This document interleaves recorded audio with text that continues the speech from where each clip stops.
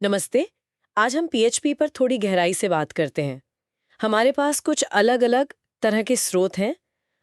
कुछ beginner guide हैं, कुछ एडवांस टेक्निक्स पर हैं और डेवलपर्स की आपस की बातचीत भी है। हाँ, तो देखते हैं इनसे क्या निकलता है। पीएचपी मतलब आजकल काफ़ी बदल गया है। लोग अक्सर सोचते हैं कि ये बस पुरानी वाली प्रोसीजरल भाषा है। हाँ, वही पीएचपी टैग्स और हर लाइन के बाद सेमीकोलन, वो तो है। हाँ, वो सिंटैक्स तो है, पर अब पीएचपी में ऑब्जेक्ट ओरिएंटेड प्रोग्रामिंग यानी ओओपी बहुत ज़रूरी हो गई है। इससे कोड को मैनेज करना, दोबारा इस्तेमाल करना आसान होता है। अच्छा, और टाइप हिंटिंग वगैरह भी सुना है? बिल्कुल। टाइप हिंटिंग और पीएचपी 8 में जो जेआईटी कंपाइलेशन आया है, उससे परफॉर्मेंस में काफ़ी फ़र्क पड़ा है। मतलब पीएचपी अब और भी पावरफुल हो गया है। ठीक है।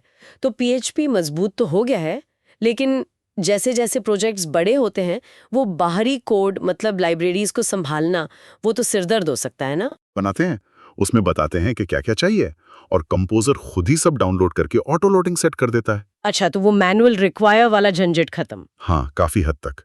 इससे प्रोजेक्ट क्लीन रहता है। ठीक है, ये तो बाहरी कोड की बात हुई। पर जो कोड हम खुद लिखते हैं, उसको कैसे साफ सुथरा और मेंटेन करने लायक बनाए रखें? उसके लिए डिज़ाइन पैटर्न्स बहुत काम आते हैं, जैसे सिंगलटन, फैक्ट्री और ख़ास तौर पर डिपेंडेंसी इंजेक्शन यानी डीआई। डीआई, ये थोड़ा समझाएंगे? हाँ, मतलब आसान भाषा में किसी क्लास या फंक्शन को उसकी ज़रूरत की चीज़ें बाहर से देना, बजाय इसके कि वो खुद उन्हें बनाए। इससे कोड बहुत फ्लेक्सिबल हो जाता है। टेस्टिंग करना, बदलाव करना, सब आसान। समझ गई, ये तो काफी काम की बात है। अच्छा, अब डेटाबेस पर आते हैं। पीएचपी एप्स ज्यादातर माई एसक्यूएल यूज करती हैं, है ना? हाँ, MySQL काफ़ी कॉमन है, पर कनेक्शन के लिए आजकल पीडीओ यानी पीएचपी डेटा ऑब्जेक्ट्स को ज़्यादा बेहतर माना जाता है, MySQL आई के मुकाबले। पीडीओ क्यों बेहतर है? एक तो ये कि पीडीओ सिर्फ MySQL नहीं बल्कि कई अलग-अलग तरह के डेटाबेस के साथ काम कर सकता है, और दूसरा सुरक्षा के लिहाज से भी इसमें बेहतर तरीके हैं। सुरक्षा, हाँ, ये तो बहुत जरूरी है। खासकर वो एसक्यूएल इंजेक्शन अटैक्स, उनसे कैसे बचें? उसके लिए सबसे ज़रूरी चीज़ है प्रिपेयर्ड स्टेटमेंट्स का इस्तेमाल करना। ये मतलब मस्ट है। Prepared statements? हाँ, ये बेसिकली यूज़र से आने वाले डेटा को डेटाबेस क्वेरी में डालने से पहले सैनिटाइज करता है। उसे सीधा क्वेरी का हिस्सा नहीं बनने देता। ये एसक्यूएल इंजेक्शन रोकने का सबसे पक्का तरीका है। ठीक है, ये ध्यान रखना होगा। और पासवर्ड स्टोर करने का क्या? सीधे टेक्स्ट में तो नहीं रख सकते? नहीं, बिल्कुल नहीं। पासवर्ड हमेशा हैश करके स्टोर करना चाहिए। पीएचपी में इसके लिए पासवर्ड हैश फंक्शन है, और जब यूज़र लॉगिन करे तो वेरीफाई करने के लिए पासवर्ड वेरीफाई करना। ओके, और वो क्रॉस साइट स्क्रिप्टिंग एक्सएसएस? हाँ, एक्सेसेस से बचने के लिए यूज़र का कोई भी इनपुट जब आप पेज पर दिखा रहे हों, तो HTML स्पेशल कैरेक्टर्स जैसे फंक्शन से उसे सैनिटाइज करना ज़रूरी है। ठीक है, तो कोड लिख लिया, सिक्योर भी कर लिया, पर ये कैसे पक्का करें कि सब सही चल रहा है और आगे भी चलता रहेगा? उसके लिए टेस्टिंग इंपॉर्टेंट है। पीएचपी यूनिट पीएचपी के लिए स्टैंडर्ड टेस्टिंग फ्रेमवर्क है।